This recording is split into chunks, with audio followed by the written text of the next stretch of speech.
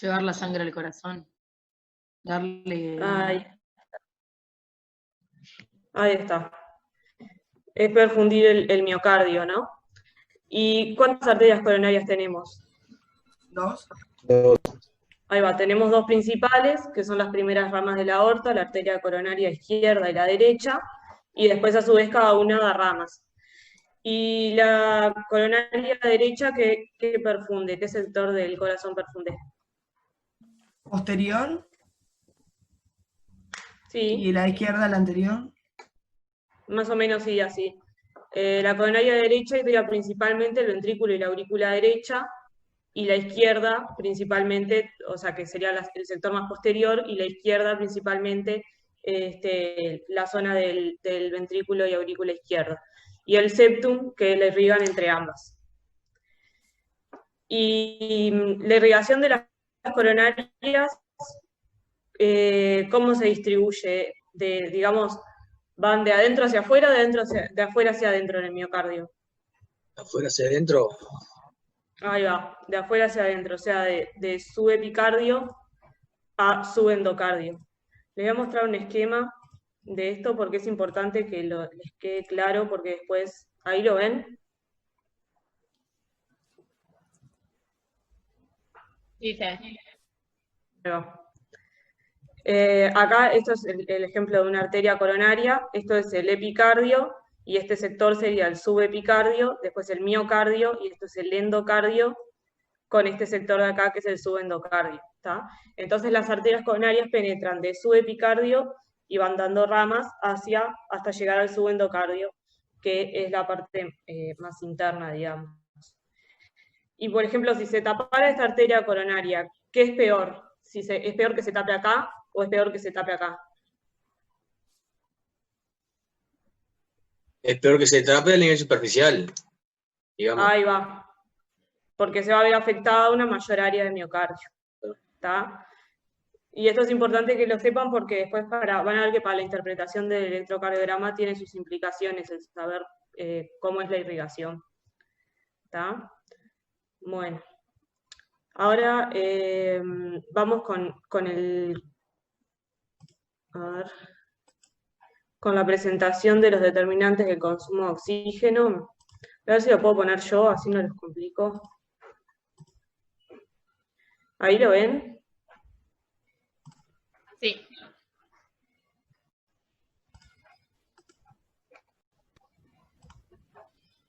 Ahí va.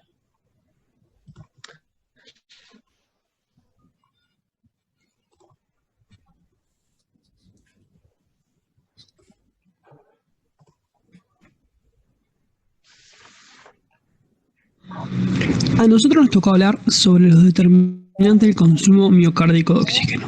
El miocardio tiene un consumo basal de oxígeno elevado, se estima en 8 a 15 milímetros cada 100 gramos minuto, siendo el más elevado del organismo habitualmente. El alto consumo de oxígeno se debe a la gran demanda del corazón para realizar procesos metabólicos, tales como glucólisis aeróbica. La extracción de oxígeno es tan alta que si deseamos aumentarla por demanda metabólica es necesario aumentar el flujo sanguíneo coronario. El consumo miocárdico de oxígeno se puede calcular como flujo sanguíneo coronario por la diferencia arteriovenosa de oxígeno. Hay determinantes que afectan directamente el consumo de oxígeno por este órgano, siendo importante conocer cuáles son estos para actuar en ellos ante episodios de isquemia, mejorando el balance y el transporte de oxígeno. Hablamos de los determinantes y tenemos los determinantes mayores relacionados con la actividad contráctil o energía de contracción. Estos se relacionan con el trasgo cardíaco, siendo el trasgo cardíaco por presión más costoso que el cinético, ya que está relacionado con la tensión parietal sistólica. Y los determinantes menores, vinculados al metabolismo basal en reposo o energía de activación. En ausencia de contractilidad muscular, incluye procesos vinculados a mantener la viabilidad tisular, como asimetría iónica, bomba de sodio-potasio y activación y despolarización eléctrica. La tensión parietal sistólica va a ser la tensión desarrollada en la pared durante la sístole, que depende de la presión intraventricular, del volumen de la cavidad ventricular y la masa miocárdica total. Se calcula con la ecuación de Laplace, que va a ser tensión igual a presión por el radio de la cavidad sobre 2, y esto por el espesor de la pared. La tensión parietal sistólica entonces dependerá de la presión sistólica ventricular y de la duración de la sístole, así como también del volumen sistólico.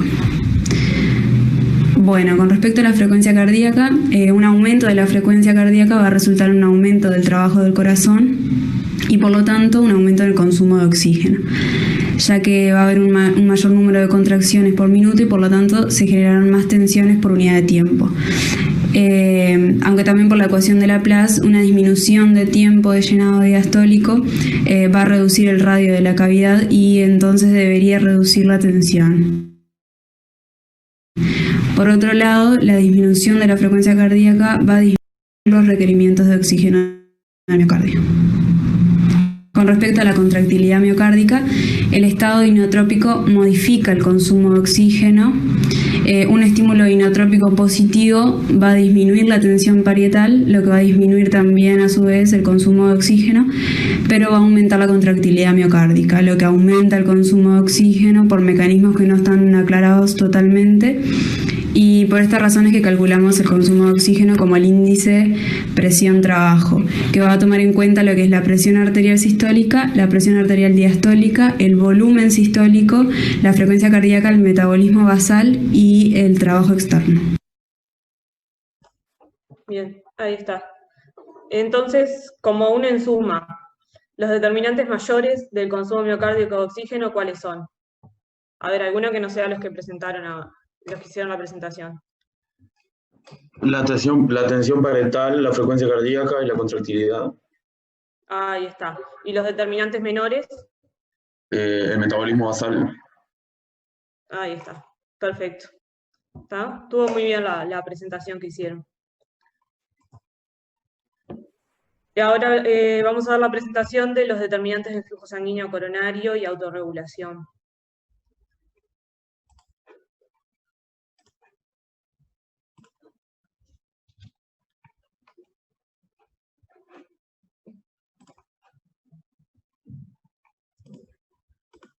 Somos del grupo 4 y vamos a...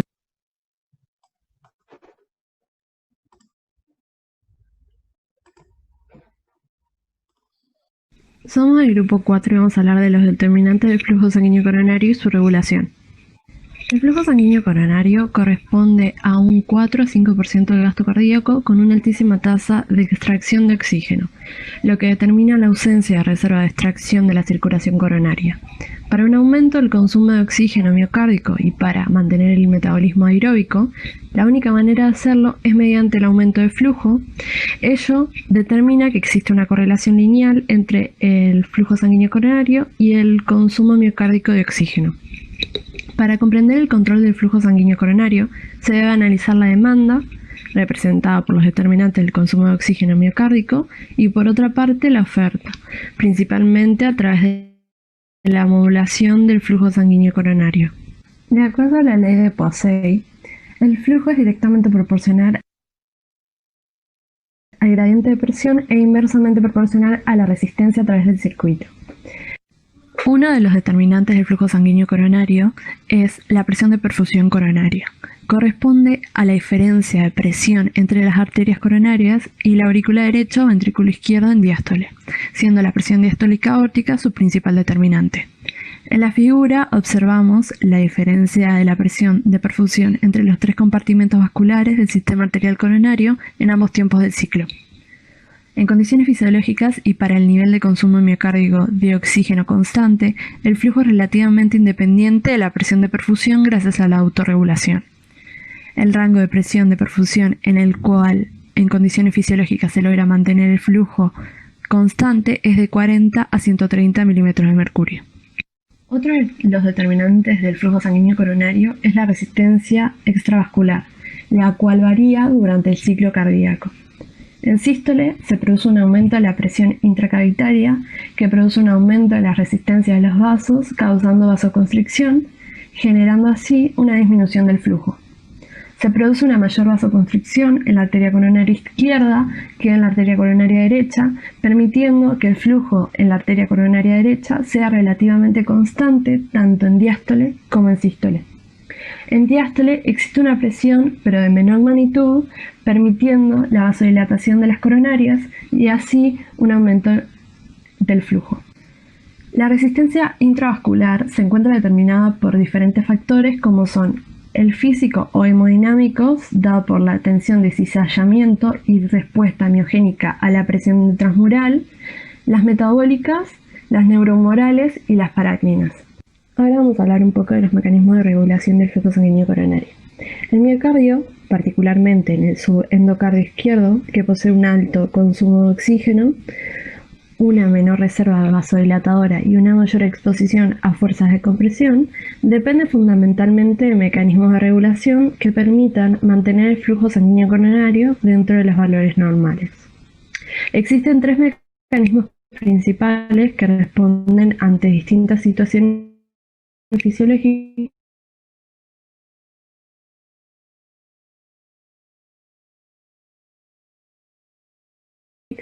que analizaremos. La autorregulación responde a... La autorregulación es la capacidad de la circulación coronaria para mantener el flujo constante dentro de un rango de 40 a 130 milímetros de mercurio de presión de perfusión para mantener un consumo de oxígeno miocárdico constante, el cual se logra mediante la modificación de las resistencias vasculares coronarias. Una disminución de la presión de perfusión se compensa mediante la vasodilatación de los vasos de resistencia. Por el contrario, ante un aumento de la presión de perfusión, la compensación es dada gracias al aumento de las resistencias de dichos vasos. Los mecanismos involucrados en la autorregulación incluyen el control miogénico y los canales de potasio ATP sensibles. En la regulación metabólica, el flujo sanguíneo coronario se ajusta a los requerimientos metabólicos del músculo cardíaco. En este ajuste participan un gran número de sustancias. Entre los mediadores de controles metabólicos de la microcirculación se plantea la adenosina, la hipoxia, la acidosis y los canales de potasio ATP sensibles. La adenosina genera una vasodilatación durante la isquemia e hipoxia. Los canales de potasio ATP sensibles participan del tono vascular en reposo generando vasodilatación. Modulan la autorregulación y la regulación metabólica.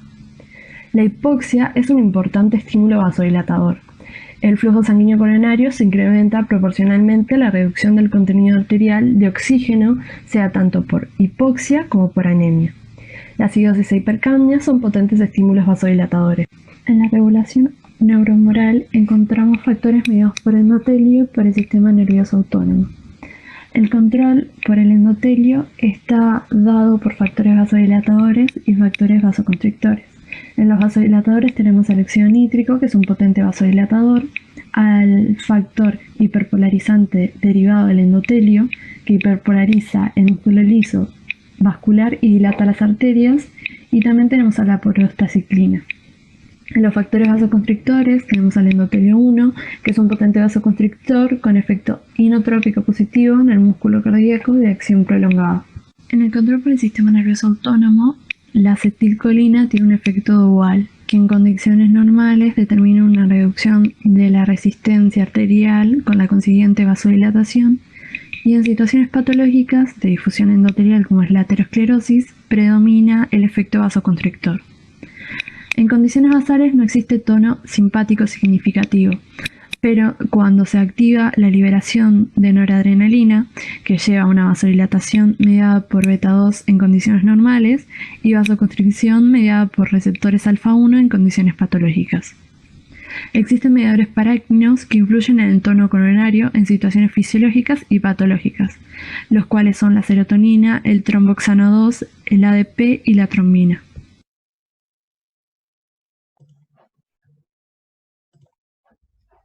Ahí está. Estuvo re bien la presentación, todo lo que dijeron estuvo muy bien. Traten de ser un poco más concretos, como que fueron demasiado detalle. De repente para la próxima parte se les hizo bastante larga la presentación, para la próxima traten de hacerla un poquito más corta y sigue destacando lo que es lo más importante, ¿tá? Pero estuvo muy bien. Entonces, como haciendo una ensuma de la presentación de ellos, de los determinantes del flujo sanguíneo coronario, ¿cuáles son? Son dos. ¿Cómo, profe? Disculpa. ¿Cuáles son los determinantes del flujo sanguíneo coronario, entonces? La resistencia. ¿Sí? Consumo vascular de coronario, de oxígeno. La presión. La presión de perfusión. El consumo no. Sino que los determinantes del flujo son la presión de perfusión y la resistencia vascular coronaria. ¿Tá? Entonces, de la resistencia vascular coronaria, vieron que tiene dos componentes. Tiene un componente que es lo intravascular, o sea, la vasocontracción o vasodilatación de la arteria, que modula el flujo coronario, y también lo extravascular. ¿Cuál es el componente extravascular?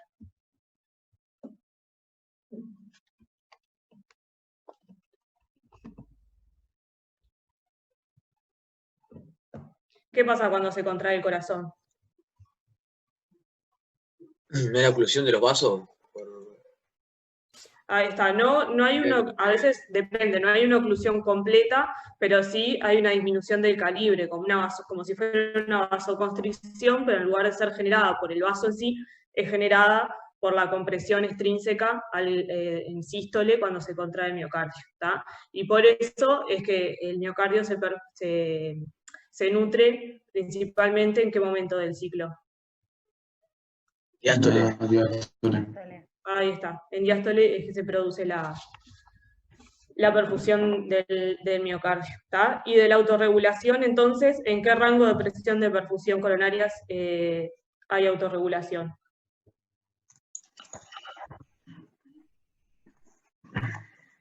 No es 40 y 130. Ahí va, entre 40 y 130 milímetros de mercurio. Y la autorregulación, ¿por qué es regulada cuáles son los mecanismos de la autorregulación? La autorregulación no es que se da en 3 niveles, Sí. tipo en las arterias, en las arteriolas y en la microcirculación. Sí, está bien. ¿Y en qué sector hay mayor? En la Sí. microcirculación, que Ahí representa está. como el 60% de la regulación de la resistencia. Perfecto. ¿Y a qué mecanismos responde la autorregulación? Y responde principalmente a los mecanismos metabólicos. Cuando, por ejemplo, hay una falta de aporte de oxígeno, se liberan sustancias vasoactivas que promueven la vasodilatación de la microcirculación. Ahí Y está. también, en verdad, a nivel precapilar, ocurre la respuesta miogénica, que cuando aumenta el flujo, aumenta el shear stress, y ahí promueve la dilatación. El aumento de la presión promueve la dilatación del vaso o la constricción. En realidad ahí son dos mecanismos diferentes. Por un lado tenés la respuesta miogénica, que es que ante un aumento de la presión de perfusión coronaria hay una vasoconstricción refleja. ¿Tá? Y por otro lado, el shear stress, que es el aumento del flujo sanguíneo coronario, es lo que produce el aumento de las fuerzas de cizallamiento en el endotelio, y eso es lo que genera vasodilatación. No, en ese caso es vasodilatación. ¿Tá? Son dos mecanismos distintos. ¿Tá? Ahora, ¿puedo repetir porque me perdí? Sí, de los factores físicos, digamos, de la autorregulación coronaria tenemos dos mecanismos principales que son la respuesta miogénica y el shear stress. La respuesta miogénica es que ante un aumento de la presión de perfusión coronaria, el músculo liso responde con vasoconstricción. ¿Tá? Y ante un aumento del flujo sanguíneo coronario, aumenta la fuerza de cizallamiento en el endotelio y eso genera vasodilatación. Eso es el shear stress. Sí, eso es el shear stress. ¿Tá? Y después tenemos la autorregulación metabólica, que es más a nivel de la microcirculación, y la neuromoral, los mediadores parácrinos. ¿Tá? ¿Alguna duda de esto que hablamos?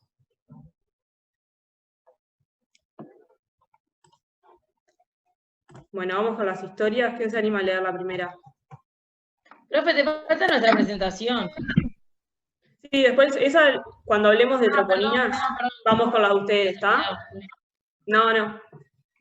Yo lo leo si querés. Dale.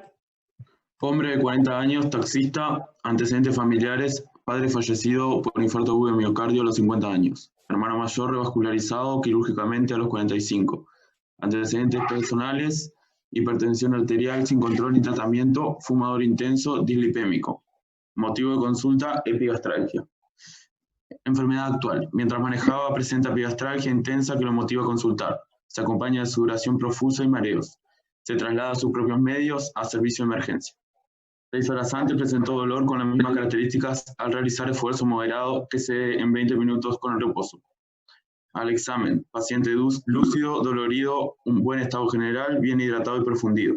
Euneico y normotenso. Presión arterial 130-70 milímetros de mercurio. Piel y mucosas normocoloreadas. Cardiovascular. Punta en quinto paciente costal, línea media clavicular. Choque de punta sostenido. Ritmo regular 60 ciclos por minuto. R1 y R2 normales, R4. No ingurgitación yugular ni reflujo hepatoyugular. No hepatalgia ni edemas.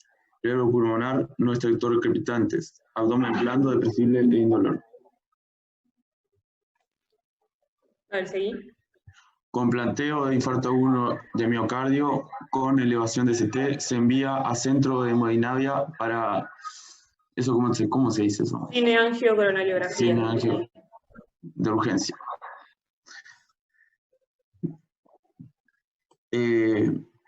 Arteria coronaria derecha dominante ocluida en sector proximal. Eso no, el tronco coronario izquierdo es. Sí. Y arteria Descendente derecha anterior. descendente anterior sin lesiones. Arteria circunfleja Sí. sin lesiones a nivel proximal. Se continúa como marginal que presenta lesión crítica a nivel proximal. Se realiza angioplastia con catéter de coronaria derecha, que DCD. No, es catéter. No sé qué es. Debe ser el tipo de catéter eso, no te preocupes. El punto es que se hace la angioplastia y se pone un stent liberador de drogas. ¿Está? Bien. Entonces, ¿cómo definirían ustedes la insuficiencia coronaria?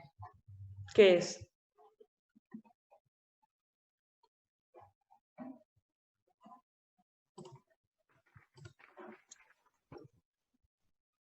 Es la incapacidad del sistema vascular coronario de satisfacer las demandas de oxígeno.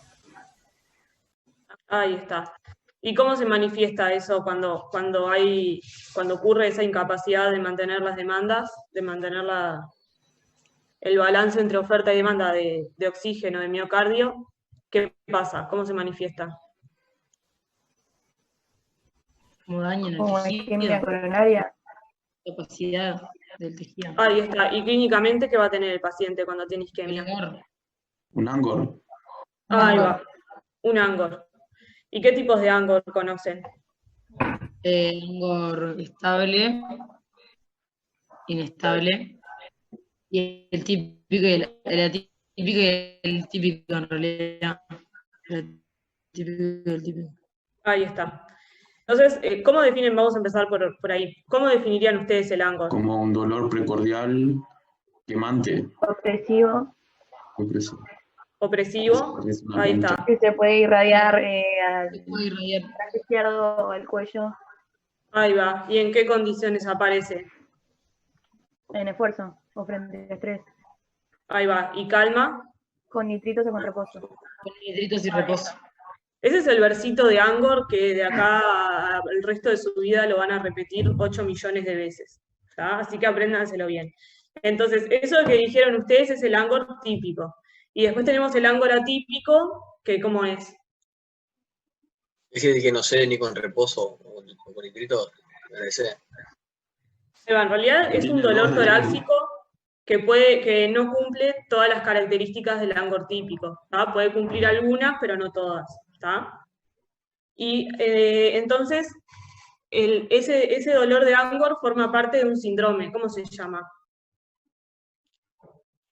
Síndrome coronario agudo. Ahí va, un síndrome coronario agudo. Entonces está caracterizado por ese dolor, que puede ser un Angor típico o atípico, y además, ¿qué otras cosas pueden aparecer en el síndrome coronario agudo? ¿Qué otros síntomas?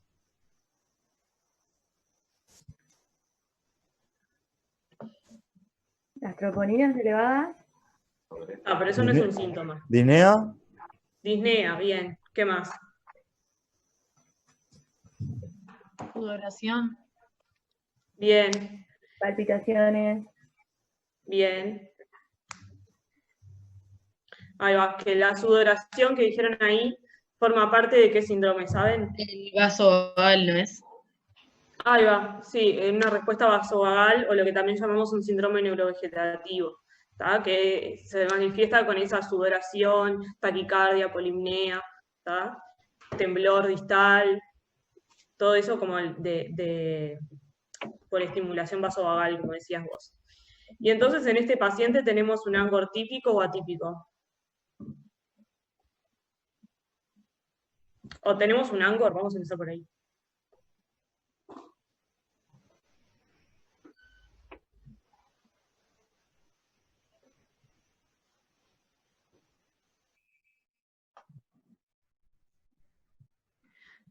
Dice que tiene epigastralgia en realidad. Ahí va. No O lo, sea no que- lo describe como el ANGOR que describimos nosotros recién. Ahí va, entonces ANGOR no tiene. Y entonces, ¿por qué está en esta historia si no tiene ANGOR? ¿Tiene un síndrome coronario agudo o no? ¿Qué les parece?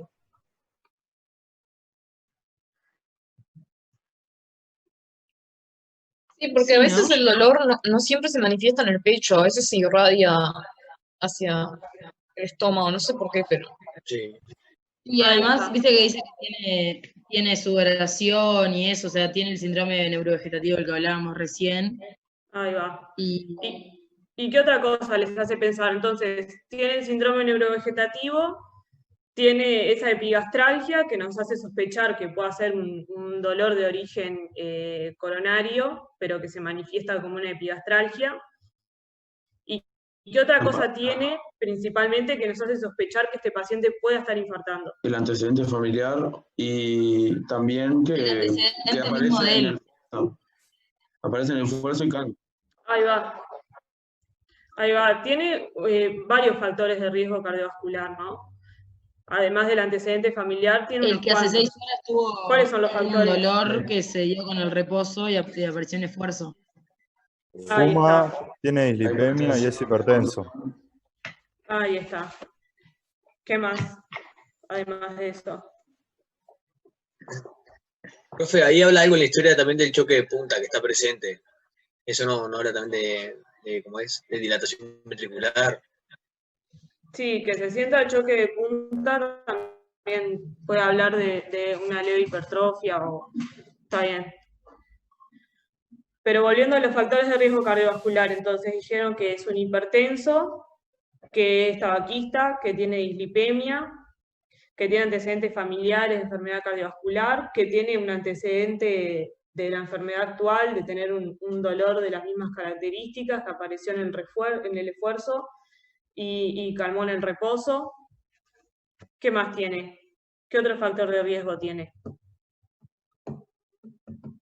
¿El sexo masculino tiene más o menos riesgo que el femenino? Más, ¿no es? Más. Ahí está. ¿Y la edad? ¿Se acuerdan qué edades tenían mayor riesgo? ¿No después de los 40? Después de los 45 en hombres y después de los 55 en mujeres es factor de riesgo cardiovascular. ¿Tá? Y después, ¿qué otros factores de riesgo cardiovascular conocen? Que este caso, en este paciente, es más joven, tiene 40 años, así que en ese no lo tendría. ¿Qué otros factores de riesgo cardiovascular conocen Diabetes. que este paciente no tiene? Diabetes. Sedentarismo. ¿Y qué otro? Ahí va. Que él no lo dice, pero puede tenerlo, ¿no? Porque es un taxista. Si fuera de su trabajo no hace actividad física, probablemente sea un sedentario, ¿no? Sí. ¿Y qué otro, el último? Falta El uno. estrés. Sí, también. Bueno, entonces faltan dos.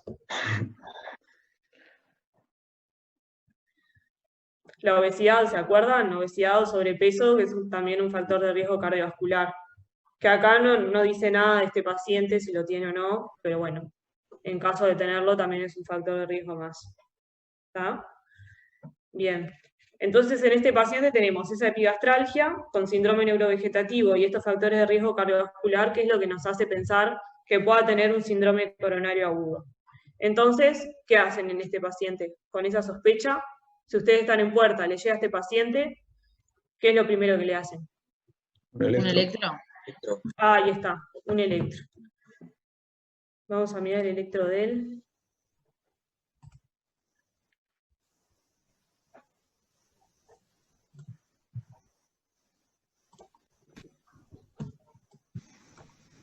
No sé qué pasa, tengo problemas con esto, que no puedo compartir pantalla y verlos a ustedes al mismo tiempo. No sé por qué no me deja verlos, me molesta. Bueno. Ahí va, tenemos este electro. ¿Es normal? No. No. ¿Qué ven de raro? La elevación del segmento ST.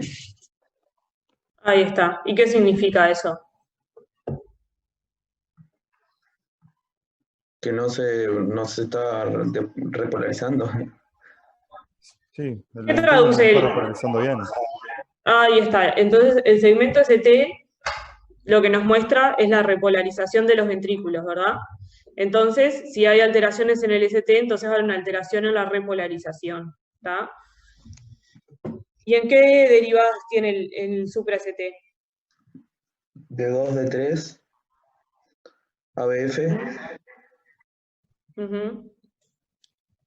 y tal. Ahí No. está. ¿Y después en las otras derivadas está normal? No, puede ser que tenga un ST disminuido hacia abajo. Ahí va, descendido. ¿En qué Descendido. derivadas? En B2, B3 y B4. Sí, en B4 sí puede No ser. sé, Sí. no sé en verdad. Está ahí más o menos. No Y en está muy ABL. claro. Ahí está, ahí en ABL. Bien. Y entonces, esto ustedes yo sé que todavía no han visto mucho de electro, ¿no? No. Nada, solo en Bueno. cardio. Está. Yo Pero la verdad no tengo idea cómo se necesita. bueno. No es el objetivo, yo sé que no es el objetivo de esta clase que aprendan a leer un electro, pero bueno, está. Para tener una idea, lo primero que se tienen que fijar ustedes cuando tienen un electro es si el ritmo es regular o irregular, ¿está? Que eso lo van a ver por la distancia entre los RR, ¿está? Las ondas RR. Que en este caso parece ser un ritmo regular, ¿está? Después también tienen que ver si es sinusal o no, que si es sinusal, ¿qué va a tener? ¿Saben? La onda P. Ahí va, una onda P, que tiene que ser positiva, principalmente en D2, se fijan siempre que la onda P siempre tiene que ser positiva, ¿está? Bien, y después de ver si es sinusal, también pueden calcular la frecuencia, ¿está? Que hay reglas para calcularlo, no nos vamos a meter en eso, pero contando los cuadraditos entre un intervalo RR, pueden ver qué frecuencia tiene. En este caso, más o menos tiene una frecuencia de 60 ciclos por minuto, ¿tá? Y después lo que van a ver es, después de, eso es como lo que les estoy explicando, es como una lectura más sistematizada del electro, ¿tá? Y después de ver eso, lo que se pueden fijar es el complejo QRS, ¿tá? La morfología, si es normal o no, y el segmento ST, la onda T, y en caso de que haya las ondas Q, ¿tá? En este caso, entonces, las alteraciones que encontraron fue una elevación del ST en D2, D3 y ABF, y una depresión del ST en D1, que tiene un poquito, capaz, no sé, pero principalmente en ABL y en B2, B3 y capaz que B4. Eso queda medio en duda. ¿Tá? Que ese patrón de elevación y de presión del ST en esas derivadas corresponde a un infarto de cara inferior. ¿Tá? Y eso es lo que explica que este paciente se presente con una epigastralgia.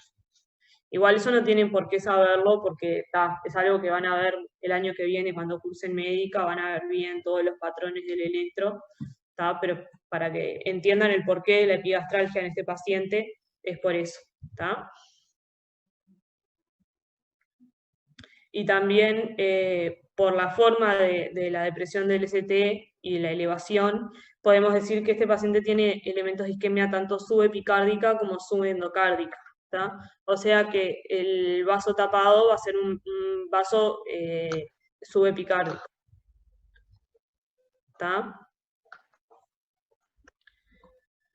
¿Quedó más o menos claro? Yo sé que les falta pila de conocimiento de electro para hacer un análisis completo, pero más o menos es que tengan una idea, ¿tá? Entonces, después de hacer este electro con todo eso patológico, ¿qué harían?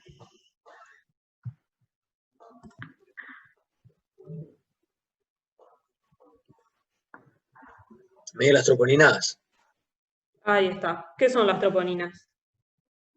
Son enzimas que evidencian daño cardíaco, en realidad están dentro del miocardio. Ahí va. Son Son proteínas que median Biomarcadores. tipo el movimiento muscular. Son tipo las que unen la actina y la miosina. ahí va. Entonces, cuando hay daño, se suman a la circulación. Y como están presentes solo en el miocardio, son específicas. Ahí está. Perfecto. Antes de seguir hablando de troponinas, voy a poner la presentación y después comentamos alguna cosa más, ¿está?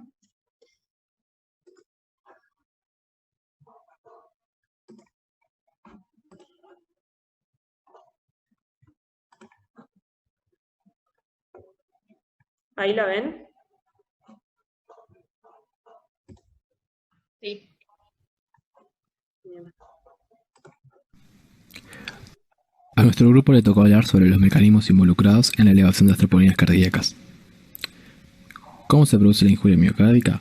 Bueno, esta se produce cuando hay una disrupción de la membrana del cardiomiocito y genera la pérdida de componentes intracelulares hacia el espacio extracelular.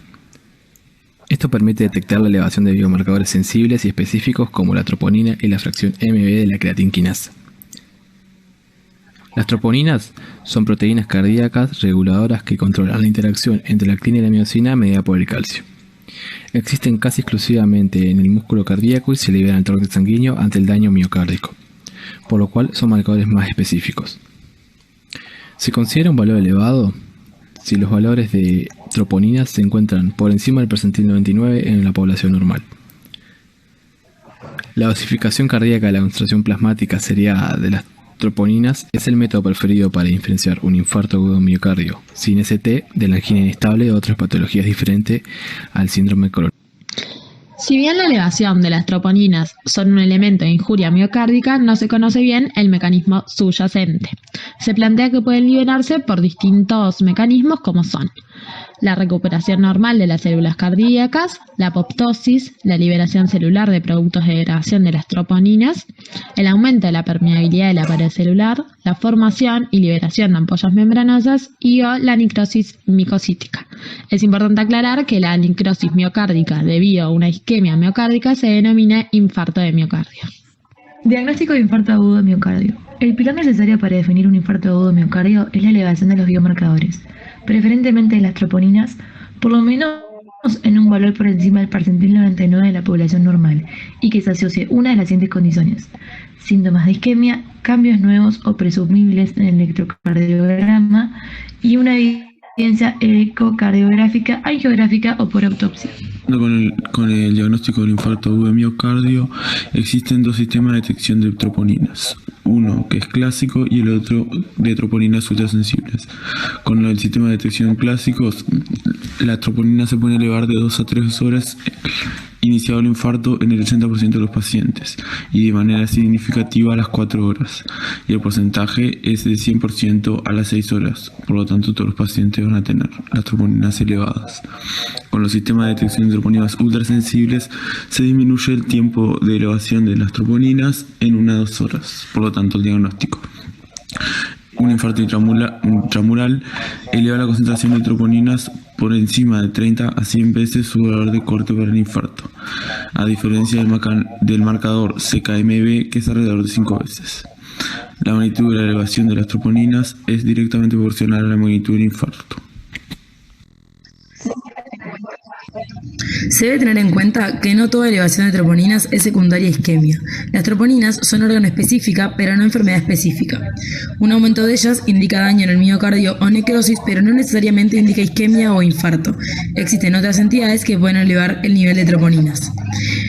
Existen causas coronarias y causas no coronarias. Dentro de las causas coronarias tenemos, por ejemplo, la ruptura o abrasión de la placa, espasmo arterial coronario, embolia coronaria, disección espontánea, etc. Dentro de las causas no coronarias tenemos las asociadas a causas cardíacas, por ejemplo, la miocarditis, las cardiomiopatías, trauma cardíaco o el ejercicio extremo, y las asociadas a causas extracardíacas, como por ejemplo el accidente cerebrovascular, la embolia pulmonar, sepsis y síndrome de distrés respiratorio agudo, entre otras. Muchas gracias. Ahí está. Estuvo muy bien la presentación y es importante lo que dijeron al final, que no siempre que se elevan las troponinas es porque hay un infarto o porque hay isquemia, ¿está? Vieron que hay otras causas también de elevación de las troponinas y eso es importante tenerlo en cuenta, ¿está? Que no siempre vamos a mandar a cateterismo a un paciente que tiene elevación de las troponinas, ¿está? También algo que es importante es hacer la curva de troponina. ¿Saben qué es?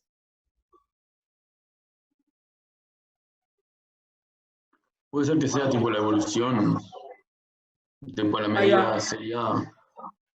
Ahí va, es la medida sediada de las troponinas que nos permite saber si van en aumento, si están disminuyendo, si se mantienen estables. Ya les voy a mostrar una imagen. Esta. Esta de acá, ignoren la otra.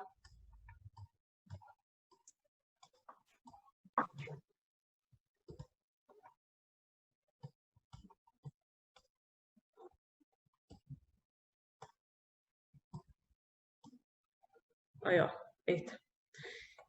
Que como dijeron bien, las troponinas las tomamos como positivas cuando están por encima del percentil 99, perdón, de la población, que lo tomamos como esta línea de acá, ¿no? Entonces, las troponinas pueden estar por encima de ese nivel en un infarto agudo de miocardio, en el que están aumentando, como se ve acá, en las primeras horas, entonces al hacer la curva la van a encontrar en aumento, después hay un momento en el que están un poco más estables y luego en disminución, ¿tá? Pero siempre van a tener una variación que en general se considera positiva, o sea, que existe esa variación cuando es más o menos de un 20%, ¿tá? Pero también eso, o sea, nos permite saber que tenemos una injuria miocárdica aguda. Pero también hay pacientes que van a tener troponinas positivas por encima del percentil 99, pero que van a tener una injuria miocárdica crónica y en las que las troponinas oscilan levemente, pero siempre están elevadas, ¿tá? Y ese paciente no se va a beneficiar de una angioplastia coronaria porque no tiene una oclusión aguda, sino que ya tiene una injuria miocárdica crónica, y eso es lo que hace que tenga las troponinas aumentadas. ¿Tá? ¿Quedó claro eso? ¿Puedes repetirlo? Sí. Gracias. Ustedes, a los pacientes que vienen con un síndrome coronario agudo y un electro que tiene algún elemento sugerente de lesión miocárdica, le van a hacer las troponinas para saber si tiene un infarto agudo de miocardio o no. ¿Tá? Entonces, consideramos positivas las troponinas cuando son por encima del percentil 99 de la población general, pero es importante hacer la curva de troponinas porque si el daño es agudo, las vamos a encontrar o en aumento o en descenso, ¿tá? Haciendo la curva de troponina.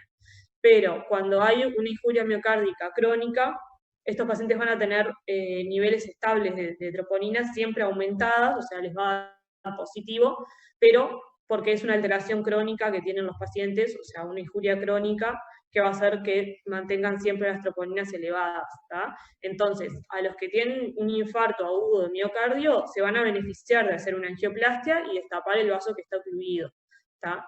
Pero a los que tienen una injuria miocárdica crónica, en realidad no les va a generar beneficio porque probablemente la etiología no sea una oclusión aguda de una arteria coronaria, sino que sea otra su etiología. ¿Está? ¿Quedó claro? Sí, gracias. Ahí está. Bien. Y de las troponinas, lo otro que les iba a mostrar es un esquema que creo que aclara pila sobre el... A ver si lo tengo por acá. Se los muestro de acá. Esto.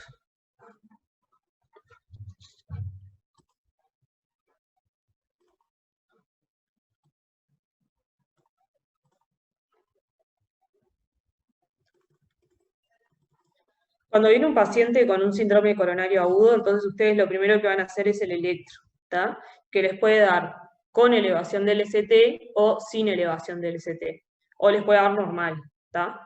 Entonces, de ese electro, con ese electro ustedes van a decir si tienen un síndrome coronario agudo con elevación del ST o sin elevación del ST, ¿tá? Y después, en caso de que les parezca necesario, eso depende del paciente y qué tan claro sea si en realidad les parece que lo que tiene es un síndrome coronario agudo por un infarto, o si tiene un síndrome o un dolor, digamos, de otra causa, ¿tá? Es que le van a hacer las troponinas, ¿tá? Entonces, cuando tienen troponinas positivas, van a tener un infarto agudo de miocardio, ¿tá? Recién con las troponinas pueden hacer el diagnóstico de infarto, ¿tá? Por más que tengan el electro con la elevación del ST y todo, hasta no tener las troponinas, no pueden decir que hay un infarto, ¿tá? Después de tener las troponinas positivas, es que pueden hacer el diagnóstico de infarto agudo de miocardio, que va a ser con elevación del ST o sin elevación del ST, ¿tá? Y en caso de que tengan un electro con elevación del ST y les den las troponinas negativas, lo que van a diagnosticar es una angina inestable, ¿tá? O sea, un angor inestable, o sea, que tiene periodos de aumento del dolor y remisión, pero que no están ante un infarto agudo de miocardio, ¿tá? Y del infarto agudo de miocardio, ¿qué es más grave? ¿Que tenga elevación del ST o no? ¿Qué les parece?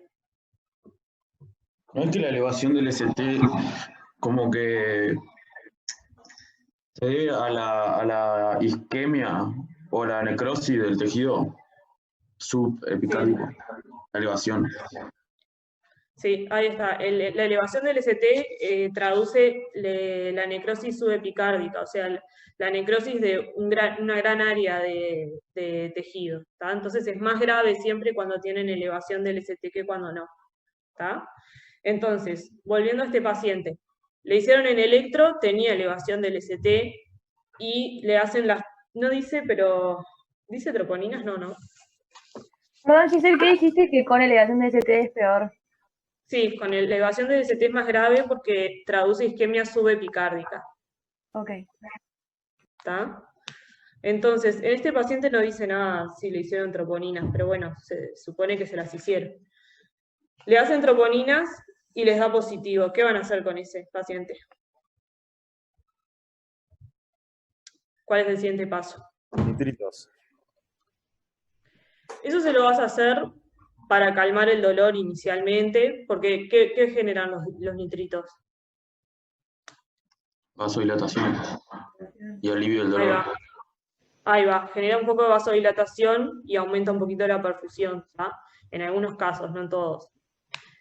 Pero, ¿con eso lo curaste? ¿Está curado? ¿Le hacemos nitrito y se va para la casa? No. Le hacía la angiografía esa, no sé cómo se llama. La cineangiocoronariografía.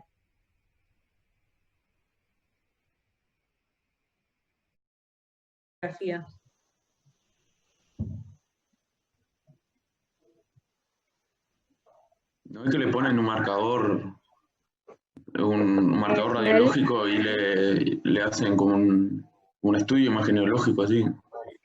Que va más o menos por ahí. ¿Qué le hace? O sea, para ver las arterias coronarias, cómo están, si están tapadas o no. Ahí va. ¿Qué decía Sofía? Que te ponen contraste y te hacen rayos en vivo, no sé cómo decirlo, y ahí te van viendo.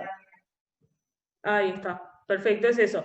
Se hace un cateterismo en una arteria periférica, que puede ser por radial o por femoral, ¿tá? Se introduce un catéter que llega hasta las arterias coronarias y ahí se manda el contraste. Y después se hacen placas, como la radiografía de tórax, es lo mismo, pero son placas chiquitas que son para ver ese sector, ¿tá? Y ahí se ve a través del contraste, si pasa por las arterias coronarias, es que no están ocluidas, si no pasa, es porque hay una oclusión. ¿Tá? Es básicamente eso. Y eso lo que permite es diagnosticar qué arterias coronarias están ocluidas y, bueno, y dar una idea también de si esa oclusión es significativa o no. O sea, si esa oclusión es la que causó este infarto o si tiene una disminución del calibre, pero no es tan importante como para causar el infarto. ¿Saben qué grado de disminución del calibre tiene que haber para decir que una arteria es la responsable del infarto? Más del 90%. Más del 50%. Con más del 50% ya decimos que puede ser la arteria culpable del infarto. ¿Está? Bien. Entonces a este paciente se le hace la cineangiocoronariografía, se ve cuáles son las arterias culpables y qué es lo siguiente. Le colocan el stent, que lo que permite es, ¿saben lo que es un stent? ¿Vieron alguna vez? Sí, es como una mallita con un tubito que te deja abierta la arteria. Ahí está.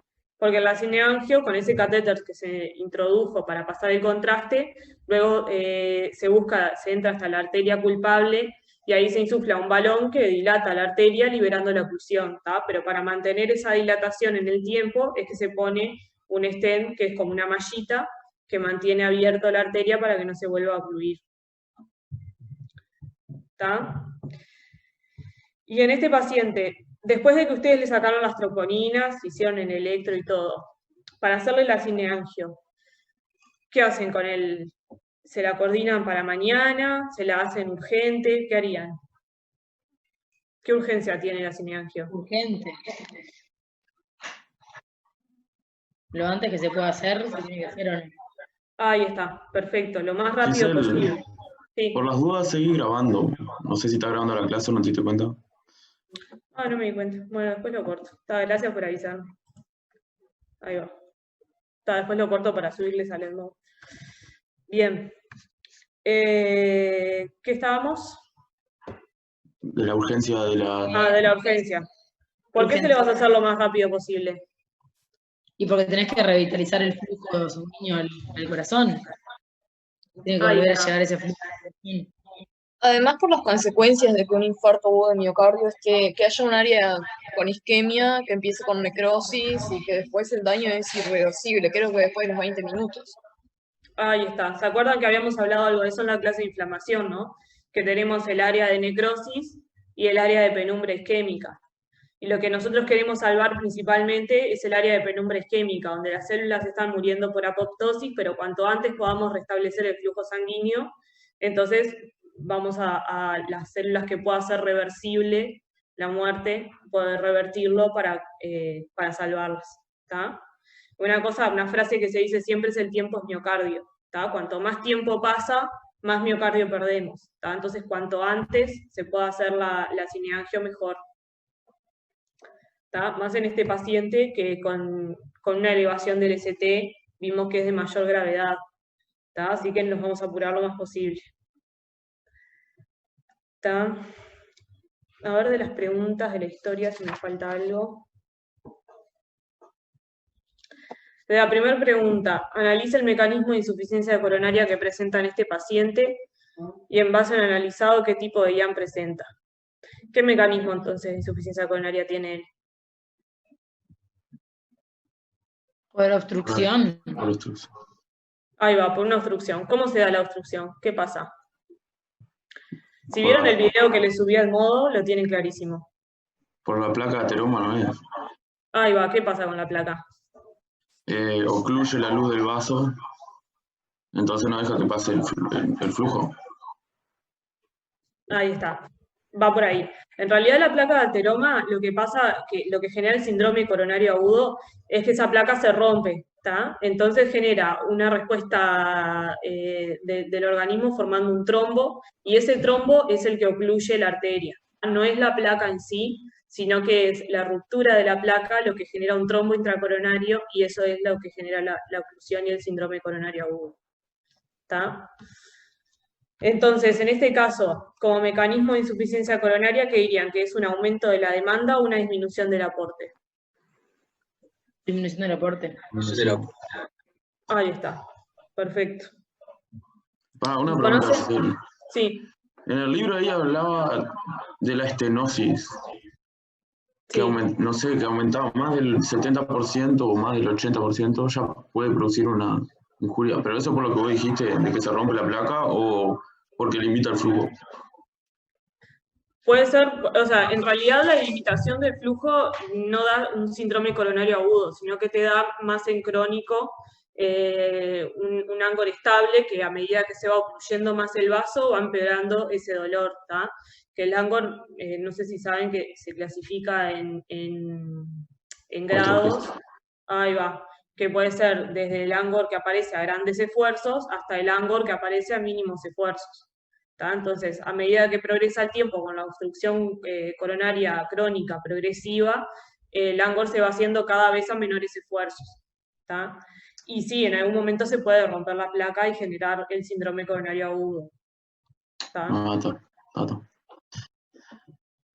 Pero son cosas diferentes. ¿Tá? Y de los tipos de IAM, ¿saben cuáles son los tipos de IAM? ¿Cuántos son? 7. No son como 7. Son 5. Se clasifica en A y en B. Alguno, no sé. No. ¿De dónde lo leyeron eso? El libro. Capaz que el libro, no sé qué clasificación tiene, capaz que tiene una que no es la más actualizada. Vieron que en la DG decía que es según la cuarta definición universal de IAM de 2018. Capaz que el libro no tiene esa última, tiene alguna anterior. Yo después se la subo igual si quieren la última. Puede ser, sí. Sí, no, porque estoy leyendo acá y dice sí, sí. Entonces yo después se le subo al modo la última definición que divide los tipos de IAM. Igual es bastante parecida a la anterior. ¿Tá? El tipo 1, ¿saben cuál es?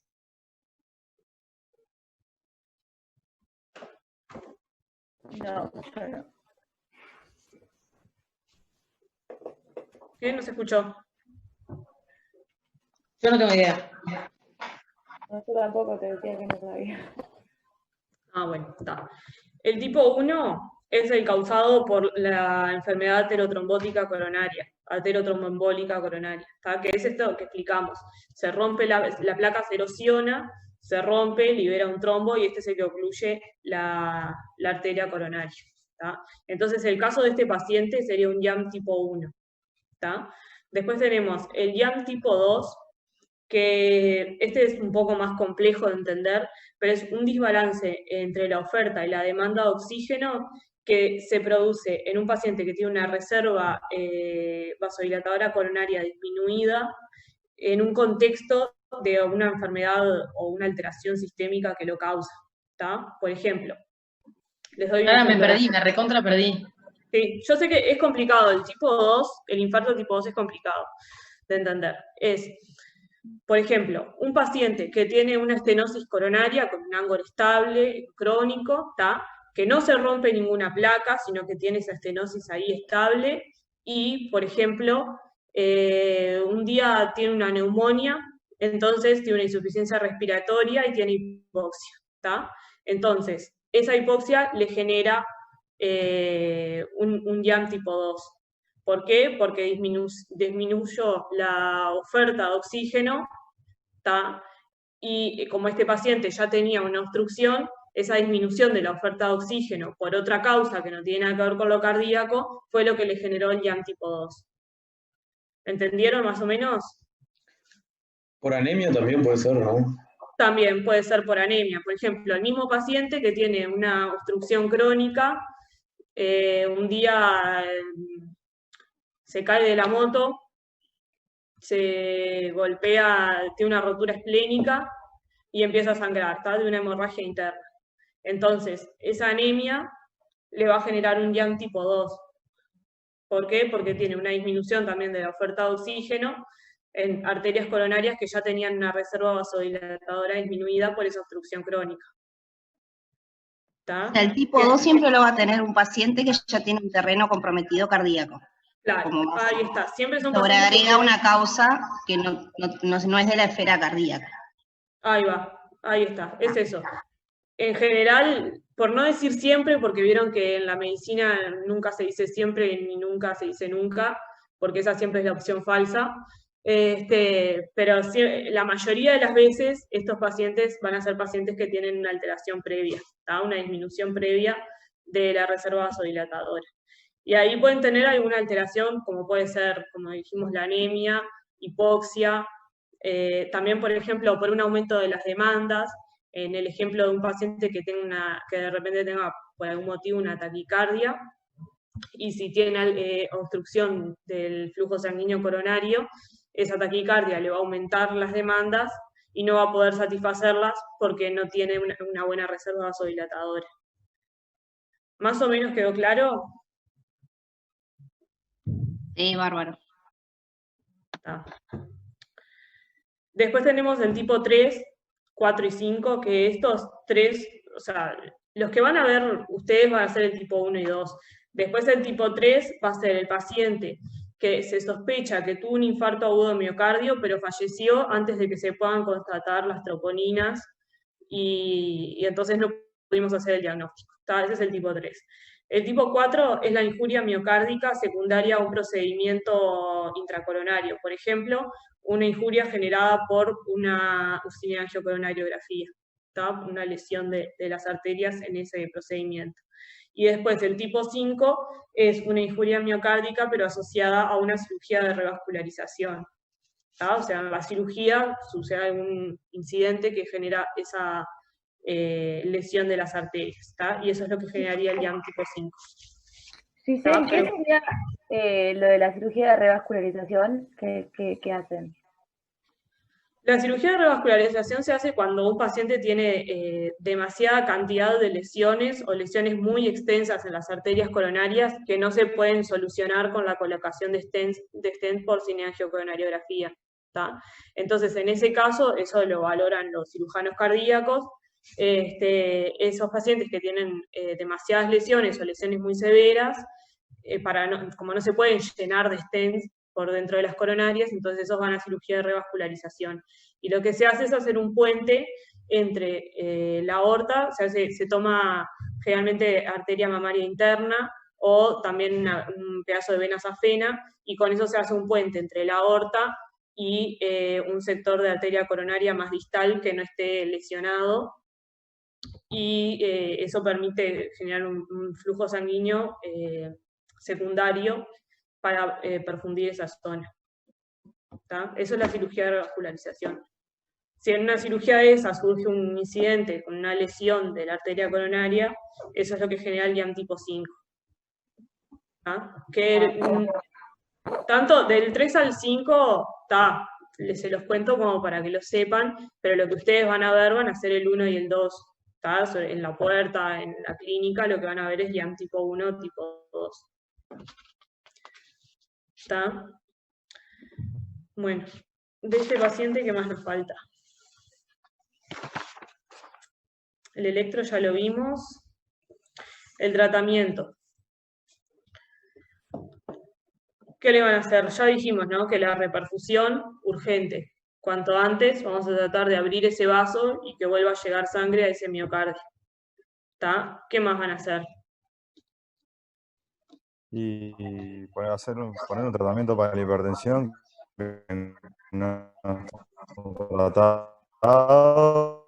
y decirle que por favor deje de fumar porque se complica. Ahí está, eso sí, es un tratamiento más a largo plazo.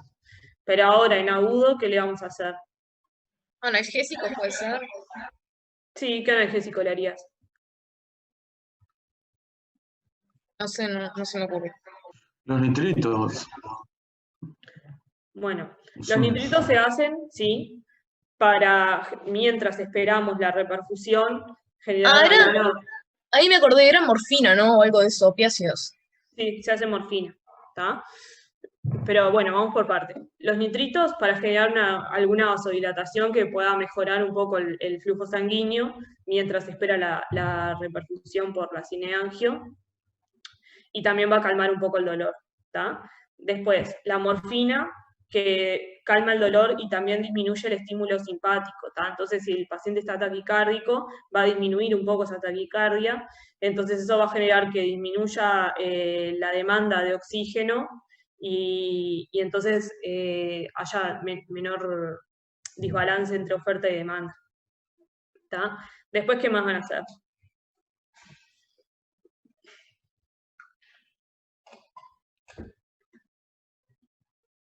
¿Le ponen una máscara de oxígeno? Para disminuir el trabajo miocárdico puede ser. Creo que sí, no sé. Bueno, en realidad el oxígeno se pone si el paciente desatura. ¿Ah? Si no está desaturando, no se pone. ¿Por qué motivo? Porque se acuerdan que cuando se produce la reperfusión, se puede haber injuria por reperfusión, ¿se acuerdan? Con producción de radicales libres en el sector de isquemia o de necrosis o de la penumbra isquémica, está la injuria por reperfusión. Entonces, si nosotros le damos demasiado oxígeno, vamos a favorecer la producción de más radicales libres del oxígeno con más daño celular. Entonces, el oxígeno se da solo si lo necesita, ¿tá? Después, entonces, la morfina, el oxígeno, los nitritos ya lo hablamos, y también le vamos a dar antiagregantes, ¿tá? Aspirina y clopidogrel, que son los dos antiagregantes que se dan. ¿Tá? Eso es en agudo. Y después en crónico, superada esta situación, lo que vamos a hacer es... Gisela, perdóname. Sí. Dijiste aspirina y qué otra cosa más. Clopidogrel, ¿tá? También es un antiagregante.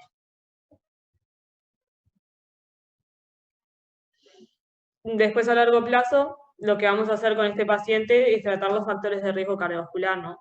Además de que va a quedar, seguramente va a quedar antiagregado después de la colocación del stent. También le vamos a tratar la hipertensión, la dislipemia, que deje de fumar, todo eso que dijeron. ¿Tá? ¿Alguna duda de esta historia?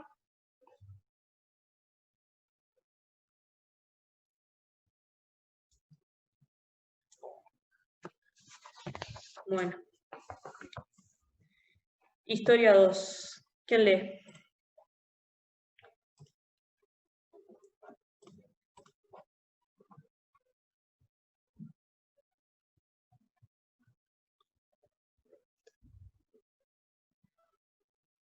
Vamos, ¿quién lee? Yo leo. Sexo femenino, 68 años, antecedentes personales, hipertensa, ex tabaquista, hipotiroidismo, trastorno depresivo. Tratamiento habitual,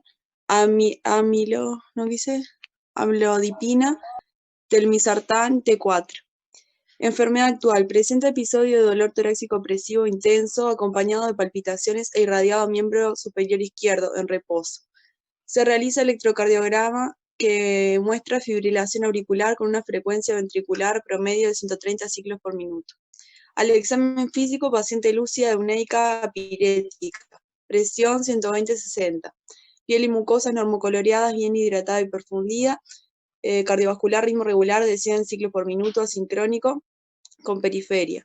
R1 y R2 normales, sin soplos. No hay ingurgitación yugular, no reflujo hepatoyugular. No edema de miembros inferiores. Pleuropulmonar MAB positivo bilateral sin estertores. Saturación de oxígeno 98%. Ventilación espontánea al aire. Electrocardiograma al ingreso. Ni idea. Troponinas T al ingreso, 329 hasta 50. La tiene elevadísima. Con planteo de escasez de alto riesgo se decide eso, como era coronariografía. Eso, de urgencia. Ahí está. Sin lesiones, ventriculografía normal. Ventrículo izquierdo, dimensiones normales. Ecocardiograma transtorácico.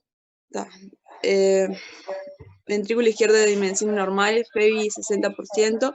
Al Aurícula Aurícula izquierda, izquierda levemente dilatada. insuficiencia mitral leve. Bien. Permanece 48 horas internada en la unidad cardiológica, no repite Angor, con estabilidad eléctrica y hemodinámica. Se otorga alta con tratamiento con... Ay, no veo una mierda. Con sus comorbilidades más anticoagulación. Ahí está. Entonces, la pregunta 1. ¿Cómo se denomina este tipo de síndrome? ¿Y conoce algún otro tipo de situación clínica de infarto agudo de miocardio con arterias coronarias sin obstrucción angiográficamente significativa? A ver, ¿qué pasó en esta paciente entonces? Consultó por un dolor torácico que tenía todas las... A ver, que aparece...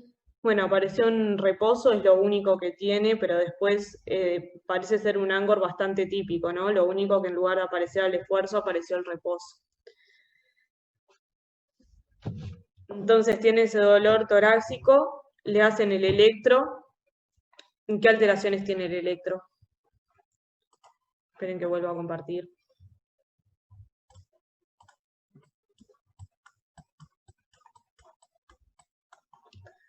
¿Qué alteraciones tiene el electro?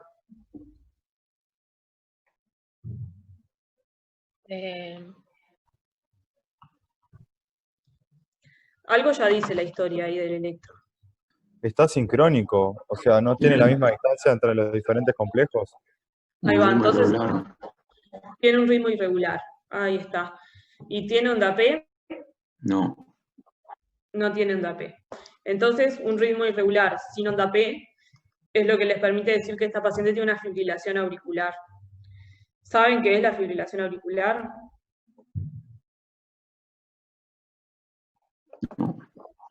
La fibrilación no es cuando se contrae todo desorganizado el músculo en vez de seguir el orden que tienen que hacer. Ahí está. En lugar de estar la aurícula respondiendo al nodo sinusal, que es el que manda el impulso para que ésta se contraiga, tiene varios focos de contracción, digamos. Entonces es como si fuera, imagínense como una bolsa de gusanos la aurícula, ¿tá? En lugar de tener una contracción organizada, se contrae de forma desorganizada y eso es lo que genera, eso es la fibrilación auricular. ¿Tá? Entonces, tiene una fibrilación auricular y ¿qué más en este electro?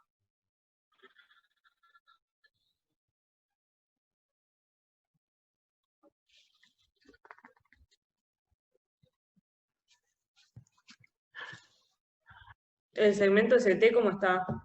¿Está normal en todas las derivadas?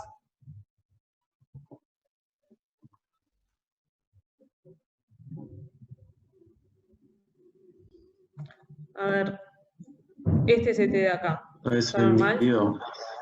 Está descendido. ¿Y este? También. Parece que también, ¿no? ¿Y este? También. Y en ABL también.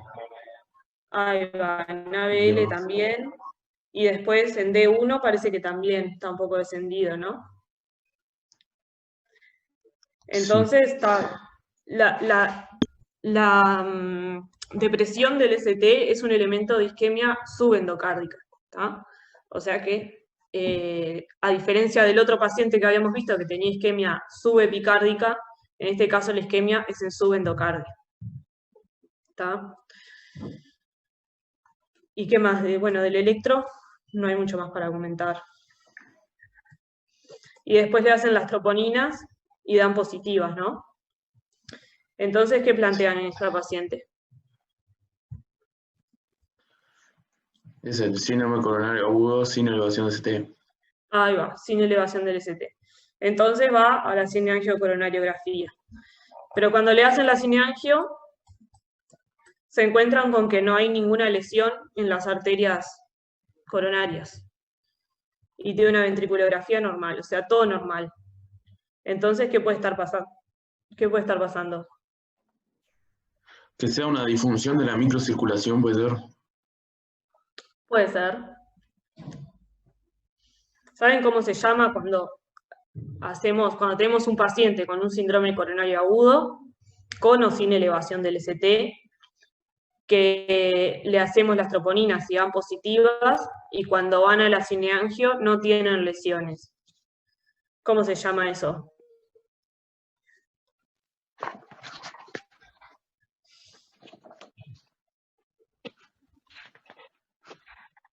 Lo dice la pregunta 1. Eso que dice ahí, que dice infarto agudo de miocardio con arterias coronarias sin Minoca. sin obstrucción. ¿Minoca eso? Ahí va. Es un infarto agudo de miocardio que tiene arterias coronarias sin una obstrucción angiográficamente significativa, ¿tá? Que es lo que le llamamos minoca, ¿tá? Que son infartos de miocardio en el que cuando hacemos tiene todo, es un infarto, pero cuando hacemos la cineangio no tiene lesiones, ¿tá? ¿Y tienen idea qué causas hay de minocas? ¿Y alguna disfunción valvular puede ser? Porque ahí dice que tiene la válvula mitral, tipo.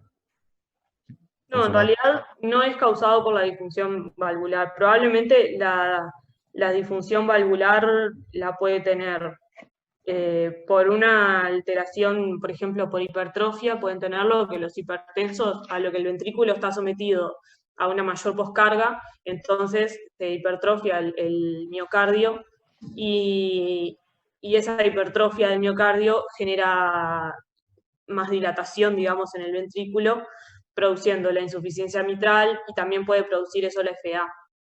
¿Tá? Si bien en el electro no tiene elementos de hipertrofia, que no nos vamos a meter ahí, pero bueno, está. Hay cosas en el electro que te hacen ver si puede, patrones que te hacen darte cuenta si puede tener hipertrofia o no.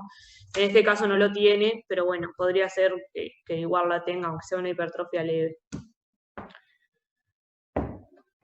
Pero ¿cuál es en realidad la insuficiencia mitral no es causa del minoca. ¿Tienen alguna idea de causas de minoca?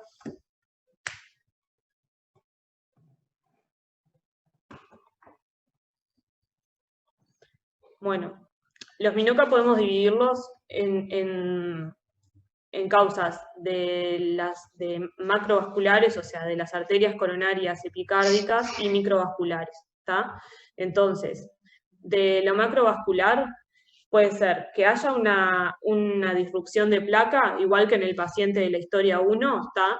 Hay una disrupción de placa, pero que el sistema fibrinolítico endógeno del cuerpo lise ese trombo, entonces cuando nosotros hacemos la cineangio no lo veamos, ¿tá? Esa puede ser una causa. Después, otra causa es que haya una disección coronaria, ¿tá? Que es cuando se abre como una segunda luz dentro de la pared de la arteria, y eso tampoco muchas veces no se ve en la cineangio, entonces eso es lo que puede también estar causando el DIAM. ¿Tá? Y si no, también... ¿Eso no lo verías cuando haces el angio como el contraste saliendo para afuera? No, a veces no se ve, porque se forma, o sea, se abre como una doble luz en el vaso y pasa contraste por ambos lados. Okay. Entonces vos al ver la cineangio lo ves normal. ¿Tá? A veces sí se llega a distinguir, pero no siempre. ¿Tá? Y después la otra causa es el vasospasmo coronario, ¿tá? Que en esta paciente que es fumadora puede tener una hiperreactividad del endotelio y que ante situaciones de esfuerzo o de estrés o lo que sea pueda tener vasoespasmo, ¿tá? Que entonces el vasoespasmo genera un periodo de isquemia que después se resuelve, digamos, o sea, deja de haber vasoespasmo espontáneamente y cuando vamos a hacer la cineangio no encontramos ninguna alteración, ¿tá? Eso es como de lo macrovascular. Y después de lo microvascular puede haber espasmo también, pero en la microvasculatura, ¿tá? Que es algo que podríamos plantear en esta paciente porque tiene elementos de isquemia subendocárdica, y sino también embolia de la microvasculatura que no se llega a ver, o sea, como son vasos muy pequeños no lo vemos en la cineangio.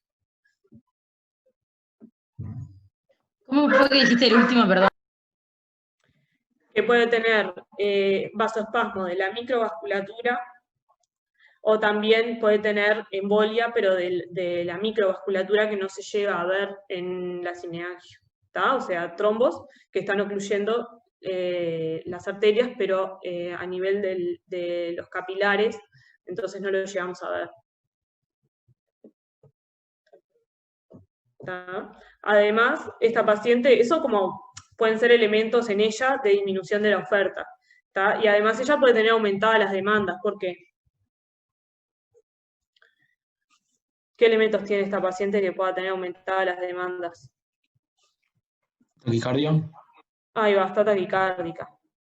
Seguramente por la FA, ¿no? Porque la fibrilación auricular, como el nodo sinusal no funciona, toman mando de los ventrículos y generalmente los ventrículos por sí solos van a un ritmo más rápido que las aurículas. Entonces, en este caso, por eso hay taquicardia y eso genera un aumento de las demandas. ¿Y qué otra cosa más?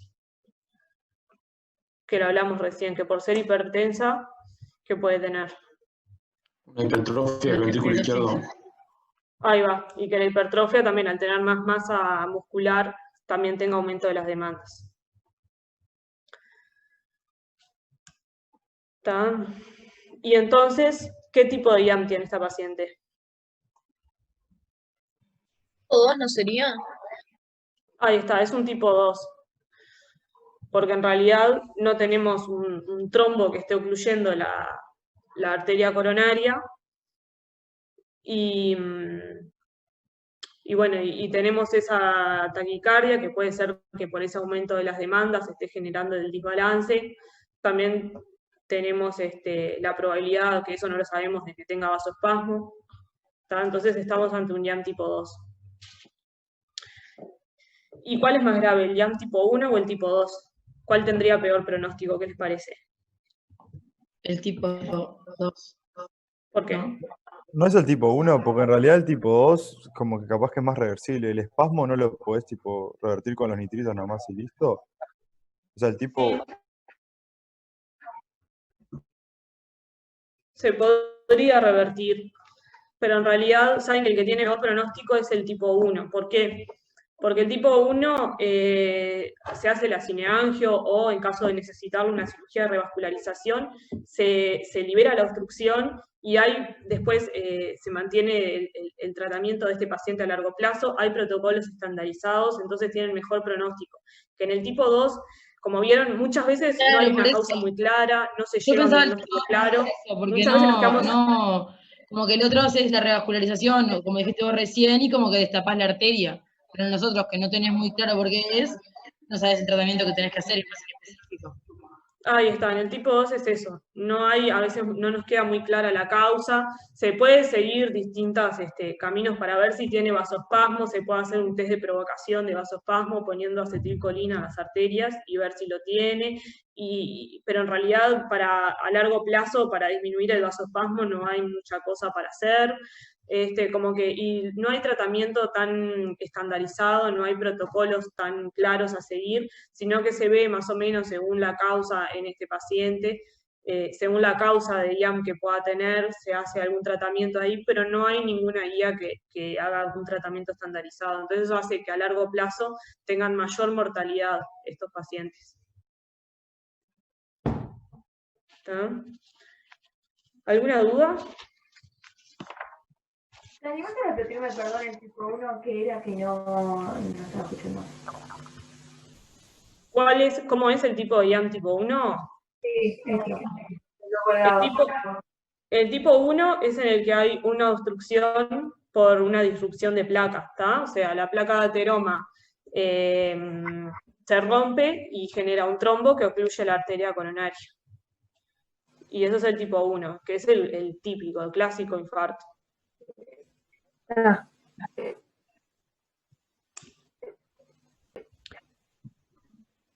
Bueno, ¿hacemos las preguntas?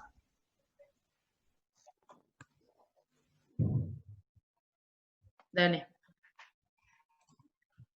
Me quedó una duda. Dijiste que el que tenía el peor pronóstico es el primero, ¿verdad? Perdón. No, el IAM tipo 2 es el que tiene peor pronóstico.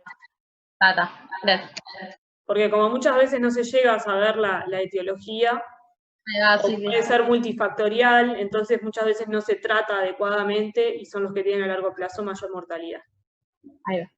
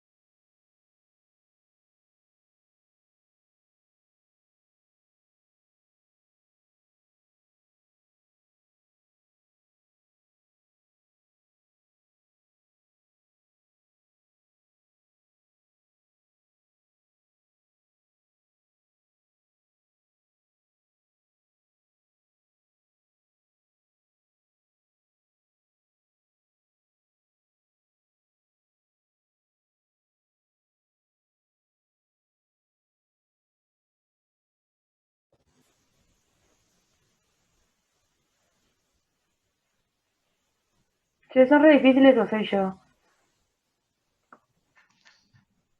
Están bastante difíciles. Está heavy, ¿no? Nos mató. Justo estas preguntas, porque siempre las preguntas de final de la clase los hacen los docentes referentes de cada tema. Y de este tema las hice yo, así que está. Siempre las hacen otros, pero de este tema las hice yo. Nos mataste. Bueno. Gracias, profe. Bueno, mejor, porque así las discutimos y aprenden. Después si les toca esto en el parcial, ya lo van a saber y no van a tener problema. ¿Vos aportás preguntas al parcial? ¿Eh? ¿Aportás preguntas del parcial? No, del parcial no. Ah, menos Pero mal. sí. Pero si le llegan a preguntar algo difícil, lo van a saber.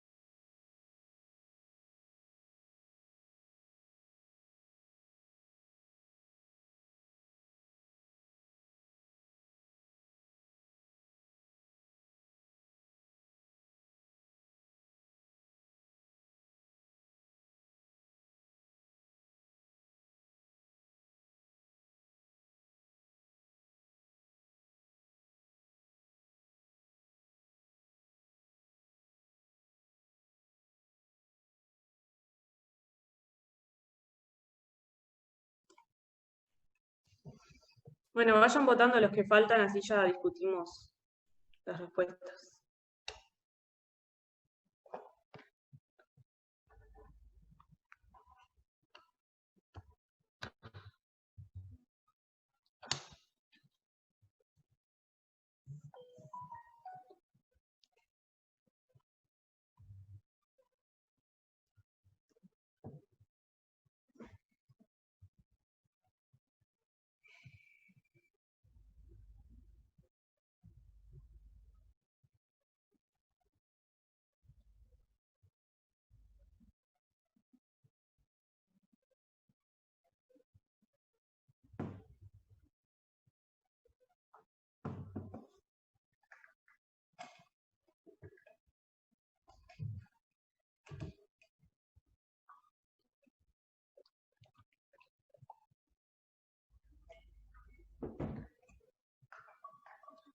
Bueno, ¿cierro o quieren más tiempo para votar? No, dale, cerrá. Bueno.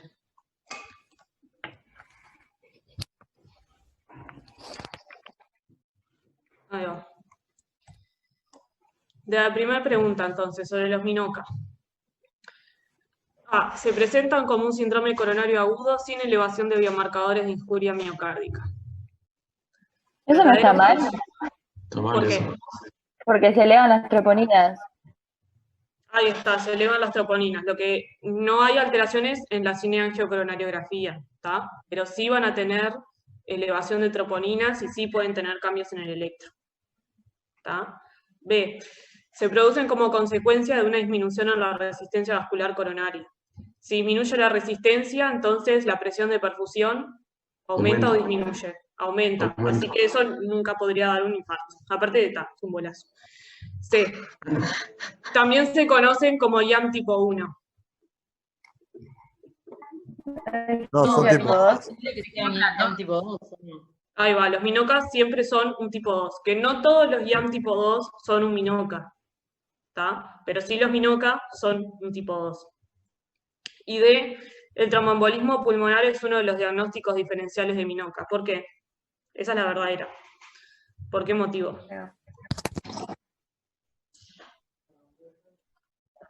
Profe, yo puse esta sinceramente por un tema de descarte. Ay, no sé por qué yo puse esa ya.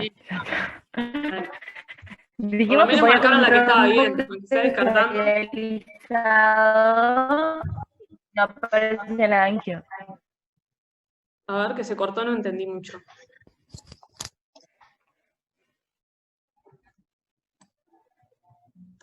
No sé quién ¿No me habló. corté?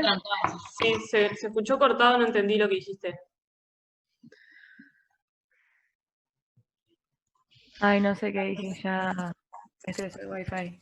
Bueno, a ver, los que hicieron la presentación sobre las troponinas, que habían hablado de que había varias causas de elevación de troponinas, no todas eran por IAM.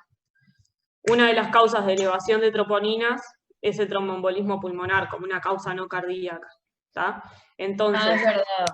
Cuando tenemos elevadas las troponinas, tenemos que descartar el TEP, además del TEP, el Takotsubo, que también es otra patología que no es diferente del IAM, ¿tá? Y también, por ejemplo, el ACV, la sepsis, ¿tá? Descartar todo eso para después plantear un MINOCA. ¿Tá? Entonces el tromboembolismo pulmonar es un diagnóstico diferencial. La 2. Sobre las bases fisiopatológicas del tratamiento. A.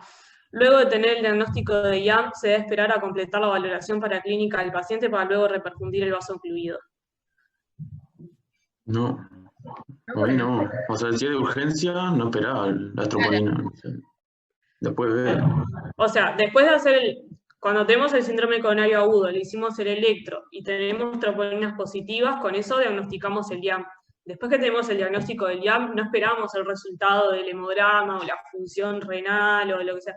Va directo a reperfundir cuanto antes. Profe, igual no es un poquito ambigua. Yo no puse esa, pero las troponinas no serían Ay, perdón. Las troponinas no serían una paraclínica. Claro, pero ahí dice esperar a completar la valoración paraclínica. Ah, es verdad, perdón. O sea, después de tener, vos para hacer el diagnóstico de IAM tenés que tener las troponinas, eso sí o sí, ¿tá? Teniendo las troponinas, no esperás otros resultados, ¿tá?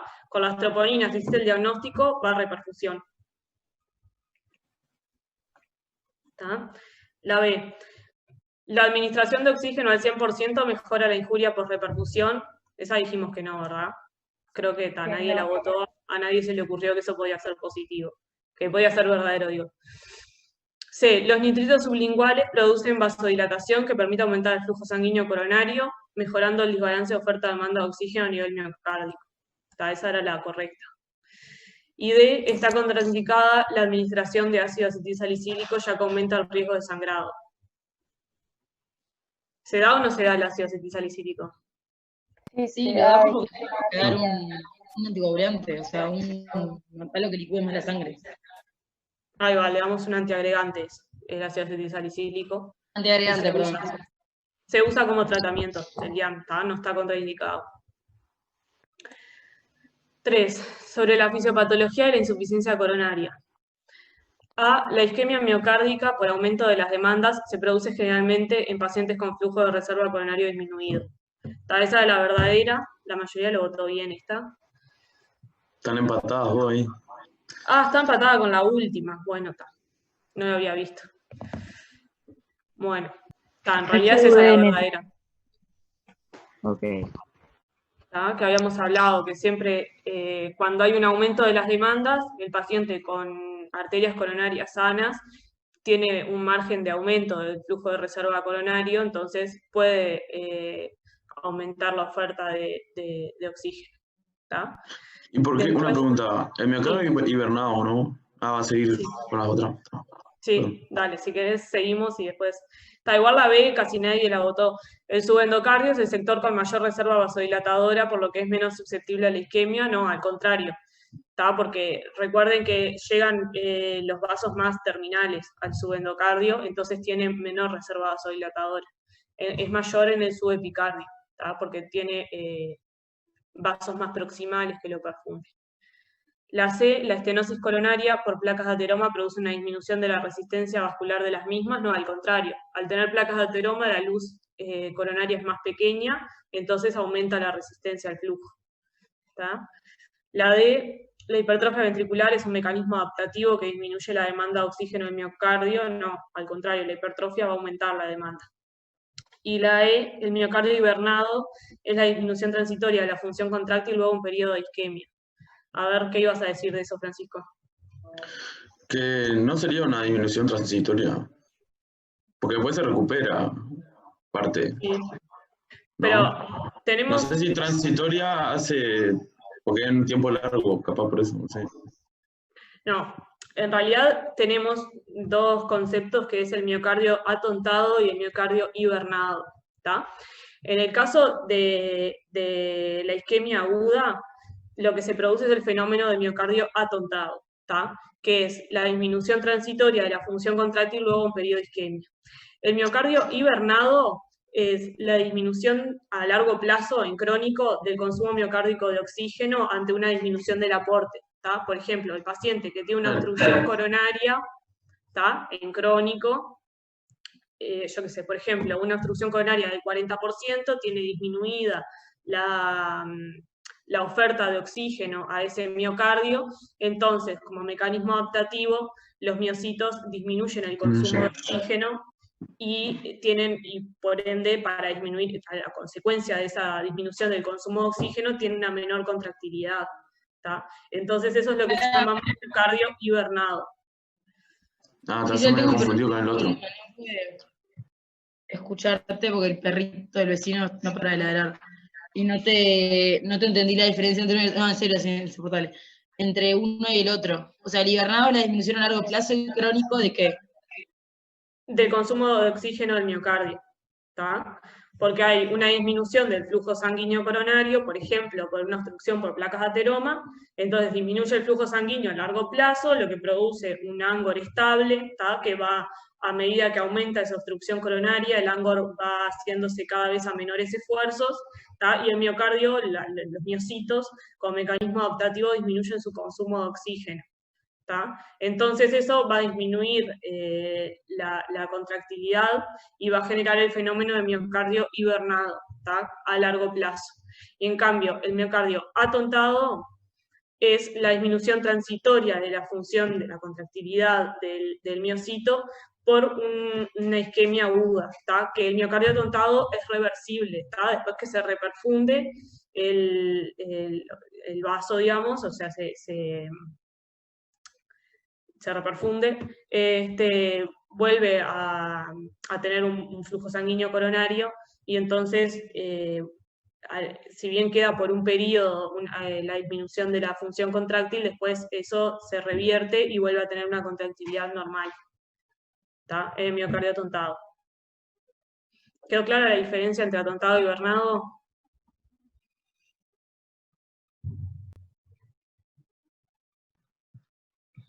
Sí. Bueno. ¿Alguna duda?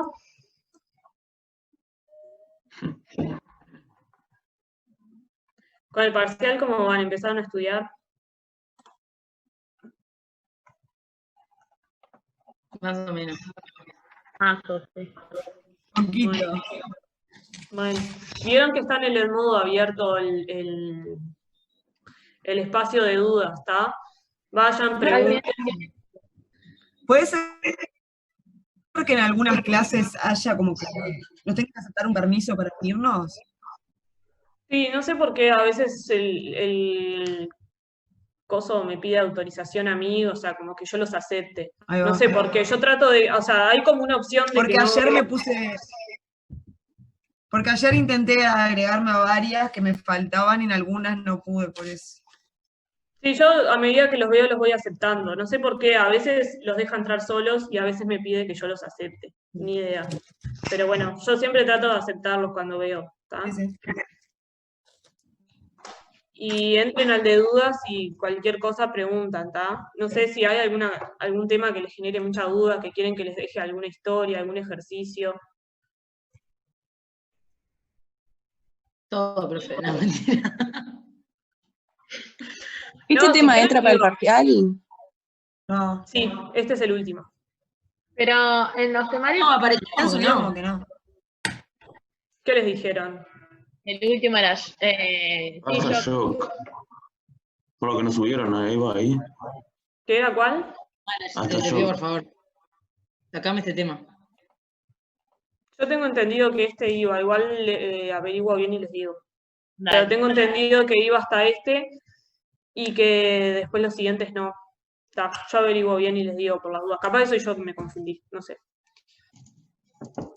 ¿Está? Bueno, cualquier cosa, no sé si el martes que viene vieron que no hay clase porque es feriado. Después tenemos el martes siguiente que es primero y ustedes tienen el parcial el 4 o el 5. El 5. El 5, está. Bueno, cualquier cosa nos vemos el martes primero, así que está. Pero traten de preguntar por el modo, ¿está? Sí, por el martes también vamos a tener que hablar del tema de esa clase, que no me acuerdo cuál era. Creo que insuficiencia cardíaca aguda. Así que traten de dudas por el modo, ¿está? Vale, Gracias. gracias. Gracias. Bueno, gracias. Nos vemos. Chao. Chao.